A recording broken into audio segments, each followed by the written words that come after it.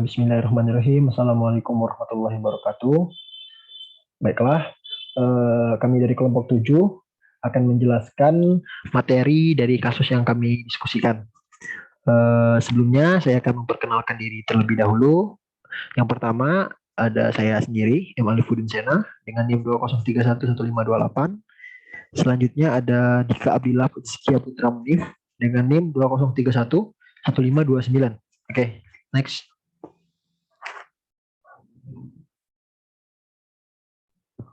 Oke, selanjutnya kami akan sedikit membahas tentang ringkasan kasus. Nah, ada beberapa poin dari ringkasan kasus ini. Yang pertama itu ialah Blitz ini adalah perusahaan yang berbasis di Amerika Serikat yang telah didirikan di Amerika Serikat selama 3 tahun.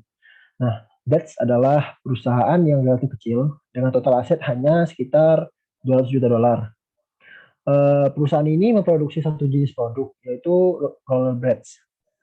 Karena booming pasar rollerblades di Amerika Serikat pada saat pendirian perusahaan, Blades telah cukup sukses. Misalnya pada tahun pertama operasinya, ia melaporkan laba bersih sebesar 3,5 juta dolar. Namun baru-baru ini permintaan untuk Speedos atau Blades, produk utama perusahaan di Amerika Serikat tersebut, perlahan-lahan berkurang dan Blades tidak berkinerja dengan baik pada tahun ini.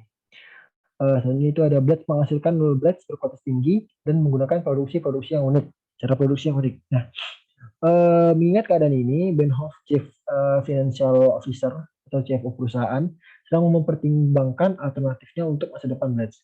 Tidak ada tindakan pemotongan biaya lain yang dapat diterapkan Blades di Amerika Serikat tanpa mempengaruhi kualitas produknya. Juga produksi produk alternatif akan memerlukan modifikasi besar pada pengaturan pabrik yang ada. Lebih jauh lagi, dan karena keterbatasan ini, ekspansi di Amerika Serikat saat ini tampaknya sia-sia. Next. Oke. Selanjutnya itu Blades tidak hanya dapat mengurangi biaya dengan mengimpor karet atau plastik dari Thailand karena renahnya biaya input ini, tetapi juga dapat meningkatkan penjualan AS yang lemah dengan mengekspor ke Thailand.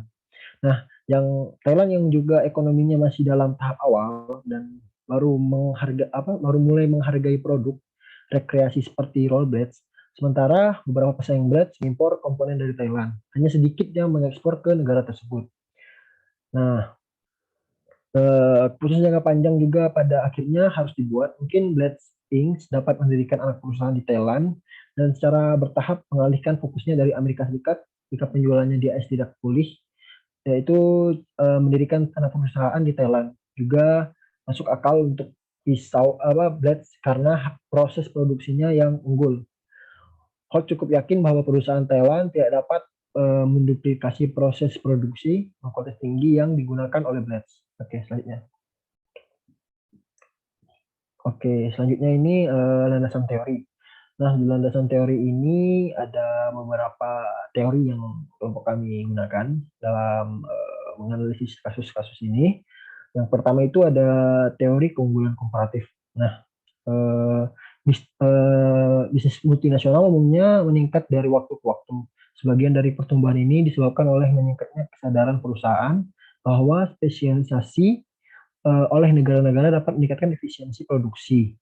Nah, beberapa negara seperti Jepang dan Amerika Serikat memiliki keunggulan teknologi, sedangkan negara lain seperti China dan Malaysia memiliki keunggulan dalam biaya tenaga kerja dasar.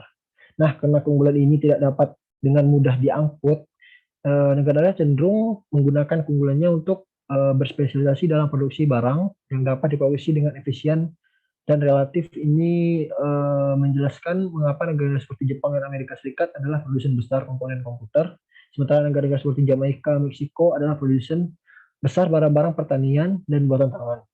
Akhirnya ada sebuah negara yang mengkhususkan diri pada beberapa produk, mungkin tidak menghasilkan produk lain, sehingga perdagangan antar negara sangat penting. Ini adalah argumen yang dibuat oleh teori klasik keunggulan komparatif. Itu keunggulan komparatif memungkinkan perusahaan untuk menembus pasar luar negeri yang mana banyak dari keperluan Virgin, misalnya berspesialisasi dalam pariwisata dan sepenuhnya bergantung pada perdagangan internasional. untuk sebagian besar produk. Meskipun pulau-pulau ini dapat menghasilkan beberapa barang, lebih efisien bagi mereka untuk berspesialisasi dalam pariwisata. Oke, next. Nah, selanjutnya ada teori siklus produk. Nah, di teori siklus produk ini menjelaskan salah satu penjelasan yang lebih populer tentang mengapa perusahaan berkembang menjadi MNC adalah teori siklus produk. Menurut teori ini, perusahaan menjadi mapan di pasar dalam negeri sebagai akibat dari beberapa keunggulan yang dirasakan atas pesaing yang ada, seperti kebutuhan pasar untuk setidaknya satu pemasok produk lagi. Karena informasi tentang pasar dan pesaing lebih mudah tersedia di dalam negeri. Sebuah perusahaan kemungkinan besar akan menetapkan dirinya terlebih dahulu di negara asalnya. Di situ ada pemerintahan asing untuk produk perusahaan pada awalnya akan diakomodasi dengan mengekspor. Seiring berjalannya waktu, perusahaan mungkin merasakan satu-satunya cara untuk mempertahankan persaingan di luar negeri. Uh, uh, ada cara yang digunakan oleh perusahaan untuk mempertahankan persaingan di luar negeri ini, yaitu untuk menghasilkan produk di pasar luar negeri sehingga mengurangi biaya transportasi. Habis itu ada persaingan di pasar luar negeri tersebut dapat meningkat karena produsen lain menjadi lebih mengenal produk perusahaan. Perusahaan dapat mengembangkan strategi untuk memperpanjang permintaan asing untuk produknya. Salah satu pendekatan yang sering digunakan adalah dengan membedakan produk sehingga pesaing tidak dapat menduplikasinya dengan tepat. Selanjutnya, next slide. Nah, selanjutnya itu ada usaha patungan. Usaha patungan itu ya sendiri ialah usaha yang dimiliki dan dioperasikan bersama oleh dua atau lebih perusahaan. Banyak perusahaan memasuki pasar luar negeri dengan terlibat dalam usaha patungan dengan perusahaan yang sudah berada di pasar tersebut. Nah, sebagian besar usaha patungan memungkinkan dua perusahaan untuk menerapkan keunggulan komparatif masing-masing dalam proyek tertentu. Oke, next.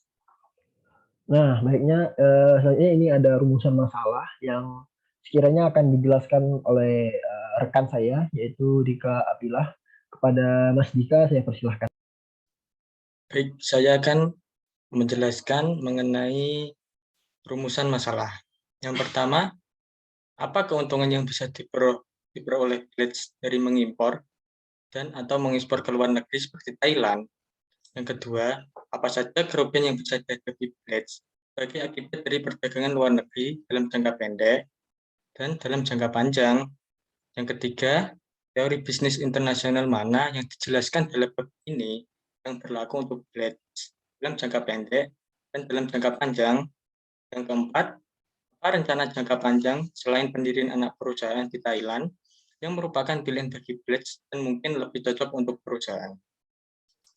Untuk pembahasannya, nomor 1, keuntungan yang diperoleh dari Blades dari mengimpor atau mengekspor dari luar negeri seperti Thailand, yaitu Blades dapat memperoleh harga bahan baku yang jauh lebih murah apabila dibandingkan ketika perusahaan membelinya dari distributor yang biasanya atau sebelumnya.